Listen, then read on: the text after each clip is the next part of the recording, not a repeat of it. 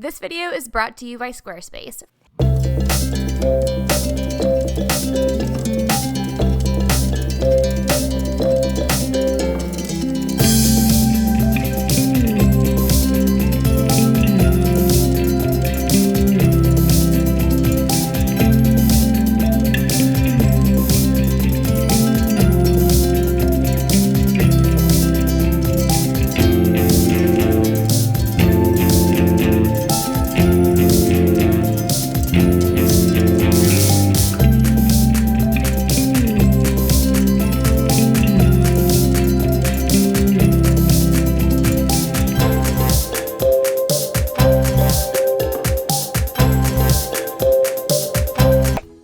A photo speaks 1,000 words, but a polished and professional portfolio can get us those $1,000 clients. Enter Squarespace, the all-in-one platform for websites and domains. Photographers, it's time to be done settling for slow-loading websites with tedious plugins. I trust Squarespace's all-in-one platform to keep me booked and busy. Pick from one of their dozens of contemporary drag-and-drop layouts, host your custom domain and email with them, and even conduct successful email campaigns. Everything you need to run a successful photography business under their umbrella and at your fingertips. You can head to squarespace.com to begin your free trial, and when you are ready to launch your beautiful professional website, you can go to squarespace.com/Jessica Whitaker to get 10% off of your first purchase of a website or a domain. If you have a digital camera, regardless of the type, your camera has 4 main functions that we are going to focus in on today. Now, at the top of your camera, there's a dial that has lots of different numbers and settings. There's auto, which is usually some kind of green icon.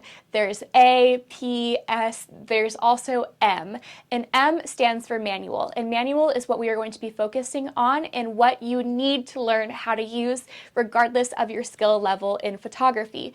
Manual means that you have full control over all of the settings in your photograph. And I know that seems really intimidating, but trust me, it's not as complicated as it might seem and as other people might make it out to be. We're going to learn it in a super simple way. So there's 4 main elements we are going to be focusing on with our manual setting. Number 1 is ISO, and I'm going to be giving you definition for all of these things. Don't worry. ISO, shutter speed, aperture, and white balance. That's all. That's all we need to know to get started in manual photography. However, before we even get into those, we have to make sure that our camera is switched into RAW mode instead of JPEG. And most likely your camera is automatically set to JPEG, or it might even be shooting on JPEG and RAW. We just want to do RAW mode. Now, what does that mean? RAW is the file type. So when you import these images to your phone Lightroom app, or to your computer, it means that it is a RAW file instead of a JPEG. It's a larger file, and this file has all of the data stored onto it. So once you upload it to your editing program, which most likely will be Lightroom or Photoshop, you will be able to adjust so much more. You have so much more freedom over your image. Versus JPEG, it's almost like a mobile photo. So the file is smaller, and you might notice whenever you're editing your iPhone photos, you don't have a full control over the image. It can get a little bit too bright super fast. It can also become too contrasted too fast. You just don't have as much control. It's a smaller file. With RAW, it's a huge file usually. My files are about 40 megabytes, and I shoot with a Canon 5D Mark IV. But if you're shooting with a camera that maybe you purchased from Costco, it comes with a couple of lenses, your file size might be 15 megabytes, but 15 megabytes is still so much larger than maybe 2 megabytes with JPEG. I know that's kind of a lot, but it's really important for you to always shoot in RAW. You will preserve so much more data and have so much more control over the editing, and there's more purpose for your manual settings when you have the flexibility to edit. So with that being said, you're going to switch on your camera into RAW. If you don't know how to switch your camera into RAW, just go on to Google, pop in the kind of camera you have and how to switch into RAW, and you should be able to find it and do it within 15 seconds. It's super easy. Now, you will have the option on most cameras to shoot in both RAW and JPEG, and it kind of makes a copy of each other. I don't think this is necessary. I think that the JPEG just takes up more more space on your computer, on your hard drive, and you're just better off just having the raw file.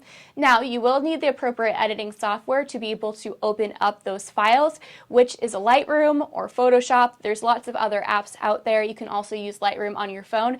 Just know that you can't just open it up on your desktop and be good to go. You do have to kind of almost convert the file, if you will. Again, this is a super simple definition, and you can do more research on all of these topics, but I just want to get you started. So now that we have our camera in RAW mode, let's explore the manual settings. Okay, so like I said, we have 4 settings. We have shutter speed, aperture, ISO, and white balance. Let's begin with white balance. And in order to find the white balance setting on your camera, again, quick Google search the type of camera you have and how to set to white balance. You have your white balance up, and you're going to notice as you tap through different settings, whether it's daylight, auto, shade, even Kelvin, which means that you can customize the color a bit. It's the Kelvin scale. There's lots of different options, and this is the color profile almost. So it's just something to build off of. In editing, you can definitely change up so much because you're in RAW. You can customize the white balance almost later in editing, but it's definitely good to kind of begin with a white balance setting that matches the overall environment. So when you look in your camera and you select your white balance, you want it to emulate what you're seeing in real life. Now, sometimes you might actually prefer the way that one white balance setting looks over what you're seeing in real life, and that's also okay too. You just want to make sure every time you go to shoot, you have your white balance checked and you're setting it on what you think is most appropriate. Okay, so do you have it? White balance means the overall colors, what you're seeing in your camera. And again, you can edit it later in Lightroom, but it's good to find one that you think is most appropriate. If you haven't been happy with the colors that your camera is producing, it most likely is because of the white balance. You might have it on auto, it might be super blue or super red, super green or super magenta. That is the fix, changing the white balance. Now let's get into the 3 main settings for shooting in manual: shutter speed, ISO, and aperture. And this actually applies to film as well. So both film and digital can use both of these things. So your shutter speed means how fast your camera is taking the photo. It's how fast the shutter of your camera is open for. So it can be open for as much as 1 whole second, all the way to 32 hundredths of a second. The slower the shutter is, so 1 second, which I know is like, that sounds pretty fast, but it's not with your camera.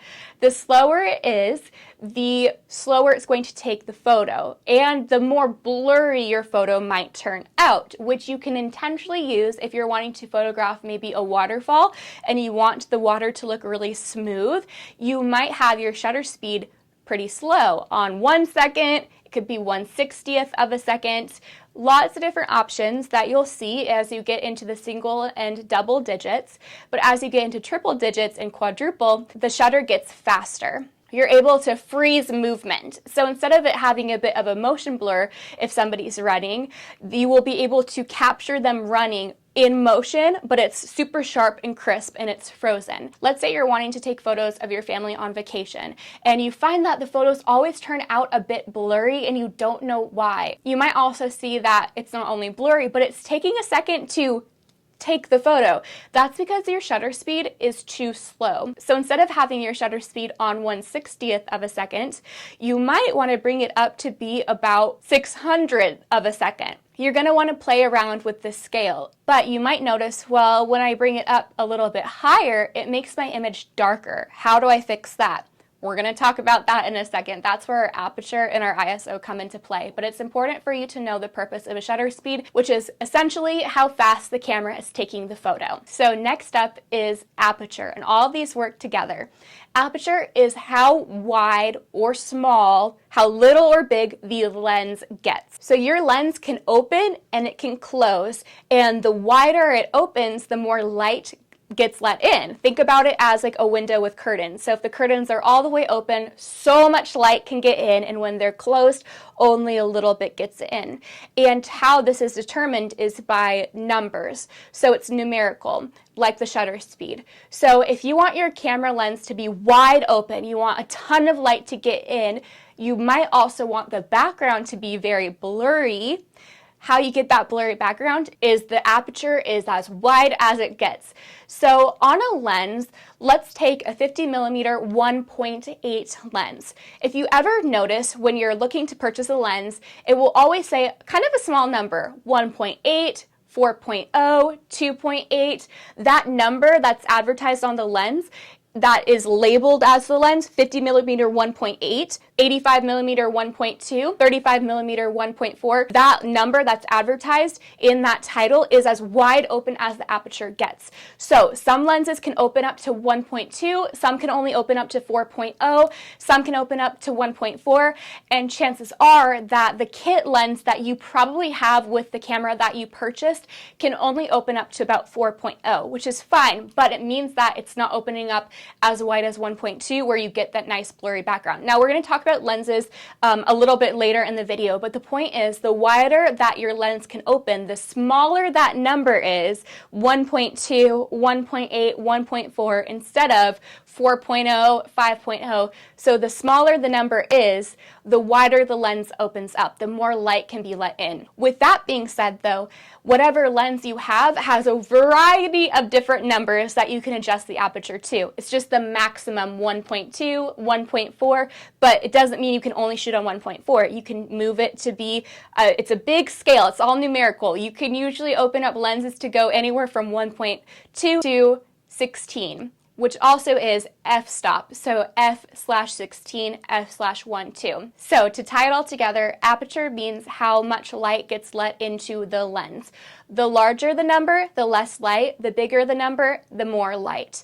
And you can manipulate this to be, if you want your aperture to always be as open as possible so you get the background as blurry as possible, because the higher the number, the less blurry the background gets, then you would adjust your shutter speed to be significantly more. It would be much higher, much faster. It would be like 2000 and your aperture would be 1.4 to accommodate and to balance it out. I don't want to overcomplicate aperture, but I want to make it clear the difference between shutter speed and aperture. Lastly, we have ISO, which is essentially the light sensitivity of your camera. To make things really, really easy for those watching, ISO is the light sensitivity, and you want to make sure that it is on the appropriate amount. So if you are out in broad daylight, your camera doesn't have to be super sensitive to the light. There's not much for it to compensate for. So you could have your ISO on about 160, 100, maybe 800 if you're in the shade. But if you're shooting something at night in low light and you find your aperture is wide open, your shutter speed is as low as you want to go without having any motion blur, but you're finding it's just a little bit too dark, it's too dark, then your ISO can come into play even more, because you would bump up your ISO higher. And the camera then, it's becoming more sensitive to the little light that's out there and almost giving it a little bit of a boost, okay? Now, this is not a very technical definition, but just for the sake of this video and who I'm teaching to, I think that this is appropriate. Again, you can do all of your own research on all these different individual things, but with your ISO, the higher it gets, the more sensitive it's getting and the more noisy your photo will get. What is noise? It's almost like a grain on your images, but that's a little bit multicolored. And depending on your camera will depend on how noisy it gets, unfortunately. So on my camera, which is a 5D Mark IV, one of the main qualities of it, the main selling points, is that you can have your ISO up so high without it, 16,000, without seeing a lot of noise. And some cameras, though, if you have your ISO above 1000 ISO, you're going to get a lot of noise in your image. You can fix this later in post-processing, but it can be a little bit tricky in some cases. However, when you're shooting in natural light during the day, whether it's shade, direct sun, backlighting, your camera doesn't really need to be any more sensitive to the sunlight because you have the correct shutter speed and aperture on. You think of the ISO as a bit of a boost. However, when it's dark, your ISO still needs to be set on the proper amount. So What I would recommend you to do to tie all of this together, you're about to go out and shoot and you're going to use shutter speed, aperture, ISO, and also white balance, is to shoot in something called live view mode, which is typically what most digital cameras have, whether it's a small point and shoot camera or a large camera. So instead of looking through the little eyepiece off the top of your camera, there's a setting you can do and type it into Google again, make and model of your camera, plus how to shoot in live mode, how to use the back screen. You turn on the back screen. On Canon cameras, it's the start and stop button, and you will be able to see a full viewfinder of everything that's going on. So instead of seeing it in the little eyepiece out the top of your camera you stick your eye in, you can just see it all on the screen. This will give you a lot more flexibility to experiment around with all the different settings. So you can look through, you can easily determine your shutter speed, select your aperture, have your appropriate ISO, but if you find you're in that lower light setting, then you would say, okay, the shutter speed and aperture is good, but I just need a bit of a boost. Let me turn up the ISO a bit. I'm using a touch screen because my camera is touchscreen. But I believe that if you can start setting your camera in live mode, you'll be able to visually see it and learn a lot faster, and eventually it will become a bit of a muscle memory. If you're enjoying this video so far, be sure to hit subscribe to support my YouTube channel. It's free to do, and it means that you will receive a new photography tutorial in your inbox every single week. It's a pretty good deal, and I recently noticed that in my Google Analytics, only 20% of my viewers are actually subscribed. 80% aren't, and I would love for us to hit 200K, but that means you have to go down and hit subscribe. Now, let's talk about the lenses in correlation with your camera body, because lenses can give you a lot more flexibility for the overall look and feel of your image. I have tons of lens review videos here on YouTube. I have comparisons, I have individual lens reviews, I have my lens collection. I really can't get into what lens I would recommend for you. I think that you need to go through the videos and explore them for yourself, depending on what kind of photography you will be doing or doing for your business, product, or service. But it's important to remember that the aperture directly relates to the lens. Your camera, you cannot set the aperture on. It has to do with the lens. And certain lenses will only get so wide. They will only become so blurry for you with the background. So if you find that you have a lens that came maybe with your camera, maybe you got it from Costco, and you have two lenses that come with it, they might only go down to 4.0, and you can look directly on the lens. It will say the focal length, or if it's a zoom lens, and then it will say f/ and then a number, usually 4.0, 4.5. That number can only make the lens open up so much, and it can only make the background so blurry. So if you are looking for a background that has a lot of blur to it, has bokeh, it's very creamy, then you might want to look into buying a new lens for your camera, not buying a new camera, but just a new lens that has a smaller number associated with it.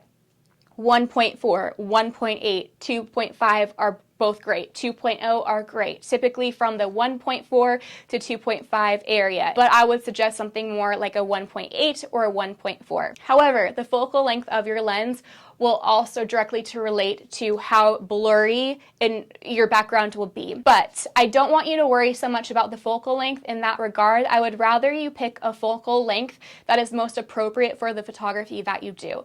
So focal length means that how far away your lens is from your subject. Right now, what I'm filming on is a 50mm 1.2 lens, and the 50mm means that I am only 50mm away from my lens. Now, the smaller the number gets, the more far away my lens would be from my subject. So lenses can go as low as 14mm. They can be 35, 24, 35 is typically a great focal length, but if you're wanting to do more product photography, maybe a 50. See, you're going to have to, though, I can't get into the focal lengths and what lenses I recommend with them. You're going to have to look at my lens review videos, because I do get really specific, and I do teach to beginners and people who are just needing to do photography for their business. So check out my lens reviews. The higher the number, so if you get into like 85mm, 135mm, that means your subject is really far from your lens, but the background can be even more compressed when you shoot correctly. With that being said, you can take that information about the aperture and implement that into your research. And if you find you are unhappy with the lenses you currently have, which might be the case, the kit lenses aren't the best quality. I would say if you're wanting to do this for your business, like photos of your product or your service, if you're a hairstylist, if you create any kind of invitations, if you're a florist, I would say to invest in a new lens that has that smaller number, 1.8, 1.4. And again, check out my YouTube channel for all the lens reviews, because depending on what your profession is and what you're wanting to use the camera for will depend on the lens that you should buy. Lastly, I want to brush on, there's typically two different kinds of cameras. You have a crop sensor and you have a full frame. And depending on the camera that you have, which you can easily find out on Google, let's say you're shooting with a Nikon D810, you would type in, is Nikon D810 a full frame or crop sensor, and Google would tell you. And if your camera is a crop sensor, it's going to take the focal length a little bit differently. So a 50mm lens on a crop sensor is not a true 50mm. It's actually a bit closer. It might be more like a 62mm. So those are things to take into consideration. And you also need to make sure that your lens would work on the camera, because some lenses will actually, if you buy the wrong one and that's meant for a crop sensor, you put it on a full frame camera, you're going to get this weird vignette around the edges because it doesn't fit on the sensor. It's too small. Those are things you will need to do your research on depending on the type of camera that you have, but it is important that I include it in this video. However, it only has to do with lenses, not any other settings. I really hope that this video was able to help you learn how to use a digital camera in the easiest way possible. I believe in you and I believe in your business, and if you want to stick around, be sure to hit subscribe, because every single week I'm here on YouTube with a new free tutorial for you and for your business. You can also find me over on Instagram at Jessica Whitaker, where I share daily tips, tools, and resources for whatever creative business it is that you have. And you can also join my free photography Facebook group called Build and Bloom, which is a very encouraging, kind, and inclusive photography community. And in that group, you are able to ask whatever questions you have about photography and your business. There are no dumb or silly questions. It's a very encouraging and inviting place, and it's a safe space for you to learn and to grow. I also have my photography business podcast, also called Build and Bloom, available to listen on any platform. And if you want to take it one step further, I also have my online photography workshop where I teach you from A to Z how to start and scale a photography business in your own backyard on a realistic schedule. I believe in you and I believe in your business, and let me know a comment down below if this video helped you out so I can keep cheering you on, and I'll see you in my next video. Bye.